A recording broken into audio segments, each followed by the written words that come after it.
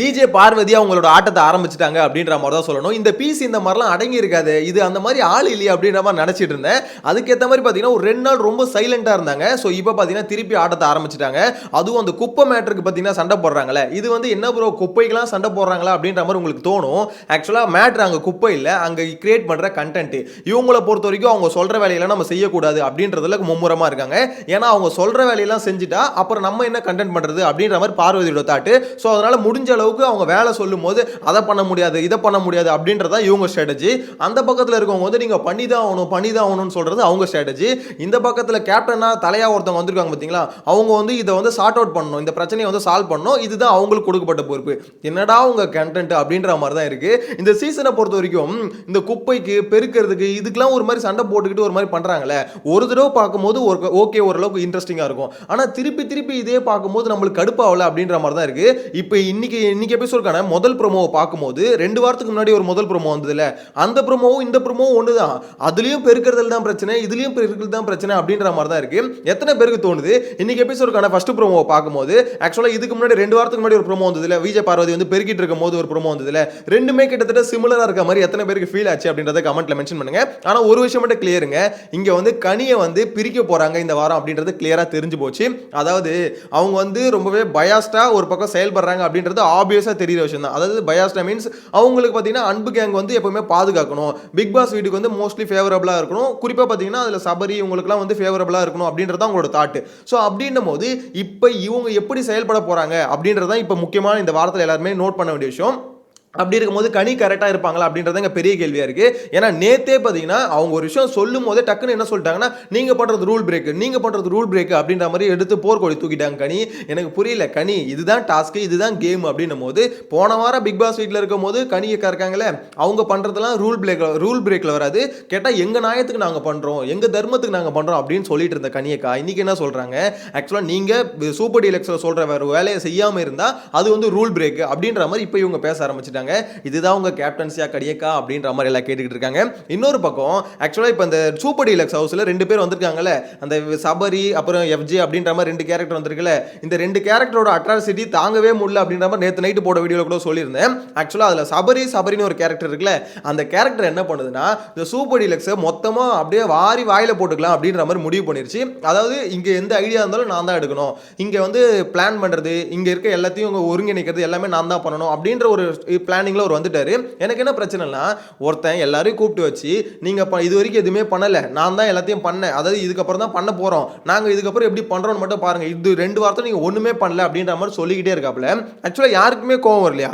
சுபிக்ஷா வந்து கேட்கறாங்க, ஏன் சபரி இந்த மாதிரி நாங்க ஒண்ணுமே பண்ணலன்னு எப்படி சொல்லுவீங்க, நாங்களே எங்களுக்கு தோணுதை பண்ணிட்டு தான் இருந்தோம், நீங்கள் அந்த பக்கம் இருக்கும்போது நீங்கள் தான் அதை செய்ய மாட்டேன்னு சொன்னீங்க, இப்போ நீங்கள் வந்து நீங்கள் சொல்லும் போது அவங்க செய்வாங்க, ஏன்னா நீங்கள் ஃப்ரெண்ட்ஸு, நீங்கள் ஒன்றா இருக்கீங்க, நீங்கள் சொல்லும் போது பார்த்தீங்கன்னா அவங்க வந்து செய்கிறாங்க, அப்போ நாங்கள் சொல்லும் போது எங்களை எதிரியாக பார்க்குறாங்க, இதுதான் இங்கே டிஃப்ரென்ஸு, நாங்கள் பண்ணலைன்னு எங்களை சொல்லாதீங்க அப்படின்னு நம்ம சுபிஷா கேட்குறாங்கன்னு வச்சுக்கோங்களேன். இங்கே என்ன மேட்டர்னா, சபரி மண்டே கலவரத்தில் நம்பர் 1 இருக்காப்புல, மொத்த பேரையும் கண்ட்ரோல் எடுக்கணும்னு நினைக்கிறாரு.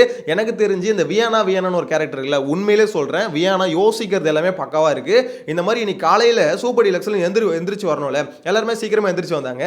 ஸோ அப்போதான் வியானா கூப்பிட்டு கேட்குறாங்க, இந்த மாதிரி சுபிக்ஷா கிட்ட ரம்யா கிட்ட நீங்கள் எப்படி நீயே எந்திரிச்சியா இல்லை வந்து உங்க எழுப்ப வச்சாங்களா அப்படின்ற மாதிரி. ஆக்சுவலாக மேட்டர் என்னன்னா, சபரி வந்து இந்த ப்ரொஜெக்ஷன் வாங்கல, அதாவது மக்கள்கிட்ட காமிச்சிக்கிறது, அதில் வந்து நம்பர் 1 யாருன்னு பார்த்தீங்கன்னா சபரி தான். சபரி மாதிரி ஒரு ஆளை பார்க்கவே முடியாதுங்க.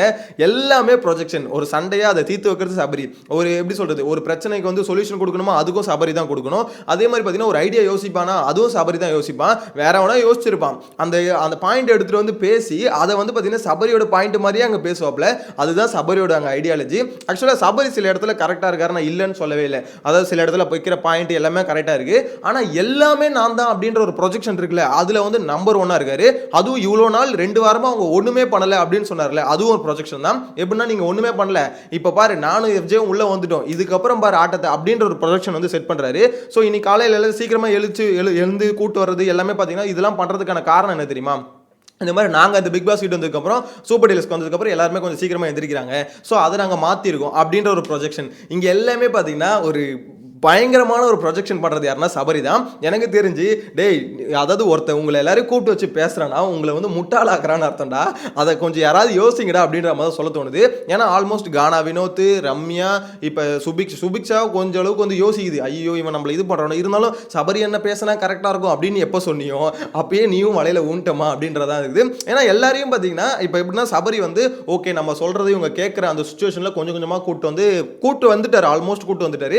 இதுக்கப்புறம் பார்த்தீங்கன்னா அந்த வீட்டுக்குள்ளே என்ன நடந்தாலும் அது சபரியோட தலைமையில் தான் நடக்கும் சூப்பர் டீலக்ஸில். அப்படின்னும் போது கிரெடிட்ஸ் யாருக்கு போகும்? இங்கே கிரெடிட்ஸ் திருடர்கள்னு இருக்காங்க பார்த்தீங்களா, அதில் நம்பர் 1 எனக்கு தெரிஞ்சு சபரி தான். ஏன் ப்ரோ சபரிக்கு அகென்ஸ்டாக பேசுகிறேன்னா, ஆக்சுவலாக பிக் பாஸ் வீட்டில் சபரி ஒரு கேம் ப்ளே பண்ணுறாரு. நிறைய பேர் வந்து பார்த்தீங்கன்னா என்ன ப்ரோ சபரி பண்ணுறது என்ன தப்புன்ற மாதிரி பேசுகிறீங்க. ஆக்சுவலாக தப்பு கிடையாது, ஆனால் அவர் பண்ணுறதை யாருமே அங்கே நோட் பண்ண மாட்டாங்க அப்படின்றத உண்மை. ஆக்சுவலாக அங்கே ப்ரொஜெக்ஷன் கேம் வந்து சூப்பராக விளாட்றாரு. அதை வந்து இப்போ வந்து சூப்பர் டீலக்ஸ் வச்சு விளாட பாருங்க. இந்த வாரம் எங்களை சொல்லுவார், சார் நான் அந்த சூப்பர் டீலக்ஸுக்கு போனதுக்கப்புறம் இவ்வளோ பண்ண சார், இவ்வளோ சேஞ்சஸ் பண்ண சார் அப்படின்ற மாதிரி சொல்லுவாப்ல. ஸோ அதுக்கான செயல் திட்டங்களை சபரி இப்பயே வகுக்க ஆரம்பிச்சிட்டாரு அப்படின்ற மாதிரி தான் தோணுது. என்னை பொறுத்த வரைக்கும் யாராவது ஒருத்தர் வைல்ட் கார்டில் வரணும், சபரியை வந்து எக்ஸ்போஸ் பண்ணணும்டா அப்படின்ற மாதிரி தான் தோணுது. இதில் நிறைய பேருக்கு தோணும், இல்லை ப்ரோ அப்படிலாம் இல்லை, நீங்கள் சொல்கிற மாதிரிலாம் சபரி ஒன்றும் இல்லை, அவர் எவ்வளோ உத்தமர் தெரியுமா, அவர் எவ்வளோ கரெக்டான பாயிண்ட்டை வைக்கிறாரு தான் நான் இல்லைன்னு சொல்ல, சில இடத்துல அவர் பேசுகிற விஷயம் கரெக்டாக தான் இருக்குது நான் இல்லைன்னு சொல்ல, ஆனால் அதுக்குன்னு எல்லாமே கரெக்டாக இருக்குன்னு இங்கே வந்து ஒரு எப்படி சொல்கிறது ஒரு மாதிரி ஊதி பெருசாக்குறாரு. ஸோ அதுதான் இங்கே வந்து பெரிய பிரச்சனையாக இருக்குது. எனிவேஸ் இந்த ஃபஸ்ட்டு ப்ரோமோவில் நான் சொன்னல கனியக்கா வந்து இந்த பிரச்சனையை வந்து அதாவது பார்வதிக்கும் சூப்பர் டீலக்ஸ் ஹவுஸ்மேட்டுக்கும் ஒரு பிரச்சனை வருதுல, இந்த வேலையை வந்து செய்ய மாட்டேன் அப்படின்ற மாதிரி. அதுல வந்து கனியக்கா வந்து எப்படி சொல்றது அந்த பிரச்சனையை சார்ட் அவுட் பண்றதுக்கு வந்து நடுவில் பேசுறாங்கன்னு சொன்னல, இதே மாதிரி கனியக்கா வந்து இன்னைக்கு மார்னிங்ல லைவ்ல ஒரு விஷயம் நடந்து, என்ன சபரி எல்லாம் செட் ஆயிடுச்சா, இல்ல ஒரு சிலர் வந்து செட் ஆக மாட்டானுங்க, ஆனா மோஸ்ட்லி கொண்டு வந்துருவேன், கண்ட்ரோலுக்கு கொண்டு வந்துருவேன் அப்படின்ற மாதிரி. ஆக்சுவலா ரொம்ப ஸ்மூத்தா வீட்டை கொண்டு போறதுக்கு வந்து சபரி என்ன அதாவது கனியோட ஆயுதம் யார் தெரியுமா, சபரி தான். சபரியை வச்சு தான் சூப்பர் டீலக்ஸை இவங்க கண்ட்ரோல் பண்ணலாம்னு நினைக்கிறாங்க. இந்த பேரை உடைக்கணும்டா முதல்ல அப்படின்ற மாதிரி, இந்த அன்புக்கு எங்க முதல்ல பொழக்கணும்டா அப்படின்ற மாதிரி தான் தோணுது. ஆனா அது எவன் பண்ண போறான், யாரு பண்ண போறான்னு சத்தியமா தெரியலங்க. ஏன்னா சூப்பர் டீலக்ஸ்ல ஒரு முக்காவாசி பேர் வந்து பார்த்தீங்கன்னா இப்போ அவர் கண்ட்ரோலுக்கு போயிட்டாங்க. இன்னொன்று ஆதிரை எஃப்ஜே அப்படின்னும் போது இப்போ மெஜாரிட்டி வந்து இப்போ அவருக்கு சப்போர்ட் பண்ண ஆரம்பிச்சிருதுல சபரிக்கு. இப்போ ஏதாவது ஒன்றா சரி ஓகே ஓட்டெடுப்புக்கு போய்டுவோம்ப்பா அப்படின்ற மாதிரி கேட்டார்னு வச்சுக்கோங்களேன், கானா வினோத்து யோசிக்க முடியல ஓகேங்களா. அதாவது ஓகேப்பா சபரி நீ சொல்கிறது ஓகே, அதாவது இன்னைக்கு வந்த ஒருத்தன் உங்கள் எல்லாரையும் உட்கார வச்சு நான் சொல்கிறத கேளுன்னு சொல்கிறான், அதை கூட உங்களால் புரிஞ்சிக்க முடியலன்னா யாரா நீங்கள். ஆக்சுவலாக நீ சொல்லாத, நாங்கள் வந்து அது ஒரு உன்னோட பாயிண்ட் இருந்தால் அந்த பாயிண்ட்டை வை, அது எங்களுக்கு ஓகேன்னா சொல்கிறோம், மற்றபடி எங்கள் இண்டிவிஜுவல் கேமை நாங்கள் ஆடுவோம். விஜய் சேதுபதி இதை தான் திருப்பி சொல்கிறாரு, ஒருத்தவங்களோட ஐடியாலஜியில் விளையாடாதீங்கடா, நீங்கள் உங்களுக்குன்னு ஐடியா யோசிங்க, உங்களோட பாயிண்ட்டை வைங்க, நீங்கள் உங்களுக்கான கேம் விளையாடுங்க. இப்போ சபரி சொல்றாரு ஓகே இதை பண்ணணும், ஏன் பண்ணணும்னு கேள்வி கேளு, அதுல வந்து நியாயம் இருக்கான்னு பாரு, அதுக்கப்புறம் உனக்கு அது ஓகேவான்னு பாரு, இதெல்லாம் ஓகேனா அப்புறம் கேம். இப்போ விஜய் பார்வதி பண்றது தப்பு ரைட், அதெல்லாம் ஒரு விஷயம் வச்சுக்கோங்களேன். ஆனா எனக்குன்னு ஒரு கண்டென்ட் நான் போடுவேன், நான் வந்து சும்மாலாம் இருக்க மாட்டேன், நீ சொல்ற வேலையில என்னால் செய்ய முடியாதுன்னு ஒன்று பண்றாங்கல்ல, அப்படிதான் இருக்கணும் கேம். ஆக்சுவலாக நீ சொல்றதெல்லாம் நான் ஏன் கேட்கணுன்ற கேள்வி வரணும். ஏன்னா பிக் பாஸ் வீடு வந்து பாத்தீங்கன்னா ஒருத்தர் கண்ட்ரோல், பிக் பாஸ் சொல்றதை நீங்க கேட்கலாம், அதுக்குன்னு வீட்டுக்குள்ள வந்து இருக்கிற எல்லாருமே நான் தான் பிக் பாஸ்ன்ற மாதிரி ஒருத்தன் உட்காந்து பேசுறான், அதை வந்து சுத்தி நின்று எப்படி சொல்லி கூமுட்ட மாதிரி உட்காந்து கேட்டுக்கிட்டு இருக்கீங்கன்னா அப்போ யாரா நீங்க அப்படின்ற ஒரு கேள்வி தான் எனக்கு பர்சனலா வருது. என்ன பொறுத்த வரைக்கும் இந்த பிக் பாஸ் கேம் வந்து இதுக்கப்புறம் கொஞ்சம் இன்ட்ரெஸ்டிங்கா மாறதுக்கு வாய்ப்பு இருக்கு. எதை வச்சு சொல்றேன்னு பாத்தீங்கன்னா, இப்போ அவங்க பண்ண பெரிய தப்பு விஜய் பார்வதி இந்த பக்கம் தள்ளினாங்கல்ல, அவ்வளவுதான். இவங்களை பொறுத்த வரைக்கும் இது சபரிக்கு அகேன்ஸ்டா கண்டென்ட் கிரியேட் பண்ணணும்னு சொல்லிட்டு எக்கச்சக்கமான கண்டென்ட் போடுவாங்க, அதான் சொல்ற வேலையெல்லாம் செய்ய முடியாது, அவனுக்கு அகேன்ஸ்டா தான் பேசுவேன் அப்படின்ற மாதிரி எக்கச்சக்கமாக பண்ணுவாங்கன்னு வச்சுக்கோங்களேன். அதுல முக்கால்வாசி அவங்களுக்கே பேக் ஃபயர் ஆயிடும். ஏன்னா ஒரு விஷயத்த பேசுறது ஒன்று, அது ஆட்டிடியூடாக பேசுறது ஒன்று. எப்படி எஃப்ஜே பேசுறது ரொம்ப ஆட்டிடியூடாக நிறைய இடத்துல கேவலமாக இருக்கும், அதே மாதிரி பார்வதி பண்ணுறதும் அந்த கரெக்டான பாயிண்டாக இருந்தாலும் அவங்கள ஆட்டிடியூட் வந்து ரொம்ப தப்பாயிடும், அதனால் அவங்களே மாட்டிப்பாங்க. என்னை பொறுத்த வரைக்கும் இந்த வாரமாவது எஃப்ஜேவை கொஞ்சம் கேள்வி கேளுங்க அப்படின்ற ஒரு கருத்தை வந்து எல்லா வீடியோலையும் வச்சுட்டு இருக்கேன். Vijay Sethupathi, Bigg Boss team, அதேமாதிரி விஜய் டிவி கொஞ்சம் பாருங்கள். இந்த மாதிரி வந்து எஃப்ஜே பைபிளை மட்டும் நீங்கள் வந்து பார்ஷியாலிட்டி பார்த்து இந்த மாதிரிலாம் பண்ணுறீங்க, அது ரொம்ப தப்பாக இருக்குது. ஒரு வார்த்தை கூட அந்த பைபிளை கேட்க மாட்டீங்க, ரொம்ப மார்க் பண்ணுது எல்லாரையும் அந்த பைபிளில். அது வந்து சில சீசன்ல ஒரு தடவை சும்மா மார்க் பண்ணதுக்கே பார்த்தீங்கன்னா அதெல்லாம் அவ்வளோ. போன சீசன்ல அருண் சும்மா மார்க் பண்ணுவார், அது ஒரே ஒரு தடவை மார்க் பண்ணுவார், அதுக்கு வந்து பார்த்தீங்கன்னா விஜய் சேதுபதி கொந்தளிச்சாரு. இந்த சீசன் அவரால் கேட்கவே முடியல பார்த்தீங்கன்னா, ஏன்னா முக்கால்வாசி பேர் மார்க் பண்ணுறது அது வந்து ஜாலி ஃபன்னு பண்ணுறாங்க.